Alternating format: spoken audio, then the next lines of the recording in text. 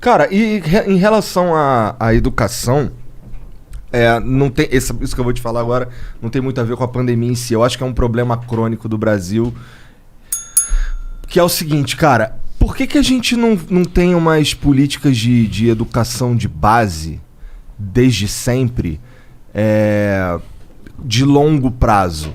Porque, ó, eu tenho um palpite, que é o lance de, pô, isso daí é um troço que só vai dar resultado daqui a 40, 50 anos e, portanto, não dá voto. Por que que Isso você tem toda a razão, cara. Toda a razão. Deixa eu falar pra vocês um negócio. O Brasil acordou pra educação, meia boca, na Constituinte de 88. Não por coincidência, 100 anos depois da abolição da escravatura. Olha só, cara. Olha o que eu estou te contando aqui, que as pessoas não se dão conta. Nós abolimos a escravidão em 1888. Um dos últimos países no mundo, inclusive. Um dos últimos países do mundo. O Brasil foi o último país a criar uma universidade. O último país das Américas a criar uma universidade. Foi o único país que criou uma universidade só no século XX. Os negros... Em 1884 ou 3, agora não tô. Tem uma lei chamada Lei Saraiva. Bota lá no Google que você acha. Lei Saraiva. Proibindo quem não era alfabetizado de votar. Já prevendo a abolição da escravidão, para os escravos não votarem, como eram todos analfabetos, aprovaram uma lei proibindo quem era analfabeto de votar. Ou seja, sabe quanto tempo durou essa lei? 100 anos. Caralho. 100 anos. E aí você fala, bom, mas então alfabetizaram? Não. Porque era justamente o instrumento de controle. Para não deixar os pobres votar, não alfabetizavam. E a lei proibia votar sem alfabetização.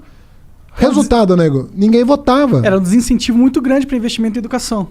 Então veja só, você que era alfabetizado, você que ia para a universidade, você que ia para Coimbra estudar direito, você não estava preocupado com a educação porque você já estava educado. O cara que estava preocupado com a educação não podia votar. E aí, meu? Quem é que ia falar? Tem que educar. Então, verdade. O Brasil, cara, não tinha compromisso com a educação. E assim, eu participei, modéstia à parte, de uma primeira revolução na educação brasileira, que foi abrir as portas da universidade para o pobre. Ele me confessou que namorou 2 pró-unistas. Eu sou pró-unista também. 3? Puta, cara, você tá cercado. Tô cercado. Não, mas eu não namorei o Monarca. Agora vai me negar. Mas, cara, olha só. Nós precisamos chegar no século... Porra, cara, eu tô cercado de pró-unista por todos mas os lados. Mas e a base, Fernandão? Não, mas a base... Não, vê bem. Outra coisa errada é imaginar a separação da básica e da superior. Leia os historiadores, você vai saber o seguinte: o projeto nacional nasce quando o pobre chega na universidade. Aí você começa, aí a universidade começa a pensar o país todo e não só a elite. Porque a nossa universidade era ultra elitista. Agora, eu vou te perguntar, qual foi no Brasil os estados que mais avançaram na educação? Foram os estados do Nordeste. Por 2 razões. Que nós queremos um fundo para financiar a educação do Nordeste chamado Fundeb. E porque o Nordeste estava tão atrasado em relação ao Sudeste que tinha muita margem para melhorar. Para ganhar, para evoluir. Juntou essas 2 coisas. Quais são os exemplos de educação no Brasil hoje de estirão, né? Do cara dar aquela decolada? Ceará, Pernambuco, Maranhão, Piauí. Se fala desses estados. Então, o Brasil está vivendo um momento... A pessoa vai falar, porra, mas falta muito. Mas nós começamos a fazer. Nós começamos a fazer tem 20 anos. Mas eu acho isso, cara. Nós começamos a fazer alguma coisa por esse país. No golpe militar de 64, tinha 200 mil universitários no Brasil. 200 mil universitários. Vamos lembrar que em 1970, na Copa do Mundo, a gente tinha 90 milhões de brasileiros, né? 6 anos antes, só tinha 200 mil universitários. Hoje nós temos o quê? 210 milhões de brasileiros. Ou seja, um pouquinho mais do que o dobro.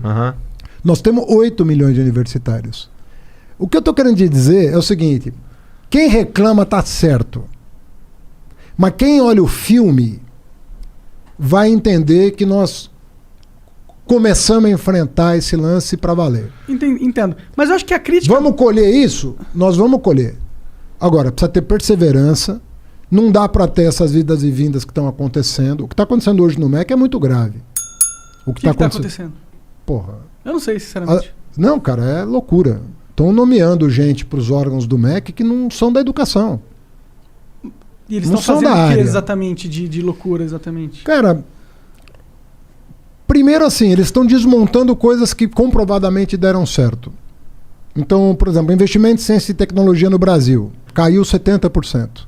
Aí você fala, pô, não tem dinheiro. Bom, mas para milico tem. Para trator tem. Os trator que o Bolsonaro comprou essa semana. Ele comprou o trator. Pô, 3 bi. Ou você entrar no Twitter agora... 3 bi não era o orçamento paralelo para ele... É esse. É desse que eu tô falando. Isso é emenda, não é? Mas... trator, entendi, é uma gíria. Desculpa, que eu não sou, eu tô achando que é trator mesmo. Não, mas é também. Entendi, ó. Não é só, mas é também. Entendi. Ou seja, ele tá num jogo com o Congresso de toma lá da cá, que ele botou no Ministério do Desenvolvimento Regional, não sei qual que é o nome, que mudou tudo que é nome, ele botou 3 bi para ele cuidar, na relação direta com os parlamentares. Pô, tem 3 bi para trator e não tem 3 bi para ciência e tecnologia? Não tem 3 bi para fazer o censo? O censo geralzão, é a coisa mais importante para as políticas públicas. Pra você saber. Censo é foda. Custa 2 bi. Tem 3 para trator e não tem 2 para o censo. Então, você vai vendo que, pô, tem alguma coisa errada.